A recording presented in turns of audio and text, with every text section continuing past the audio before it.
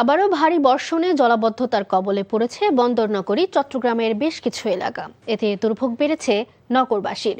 গতরাত থেকেই টানা বৃষ্টি হচ্ছে চট্টগ্রামে।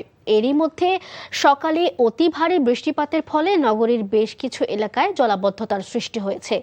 আবহাওয়া অফিসের তথ্য মতে আজ সকাল ৯টা পর্যন্ত পূর্ববর্তী ২৪ ঘন্টায় ১৮৯ মিলিমিটার বৃষ্টিপাত রেকর্ড করা হয়েছে, যার মধ্যে সকাল ৬টা থেকে ৯টা পর্যন্ত ৩ ঘন্টায় বৃষ্টিপাত রেকর্ড করা হয়েছে ১০৯ মিলিমিটার।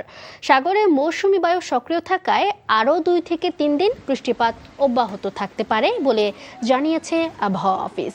এর আগে গত ৫ থেকে ১২ জুলাই অতি ভারী বৃষ্টিপাতে নগরীর বেশিরভাগ এলাকায় জলাবদ্ধতার সৃষ্টি হয়। এদিকে নিম্নচাপের প্রভাবে সকাল ৮টা থেকে পটুয়াখালীর বিভিন্ন স্থানে মুষলধারে বৃষ্টিপাত শুরু হয়েছে। পটুয়াখালীর পায়রা, চট্টগ্রাম, কক্সবাজার ও মোংলা সমুদ্র বন্দরে ৩ নম্বরে স্থানীয় সতর্ক সংকেত দেখিয়ে যেতে বলা হয়েছে।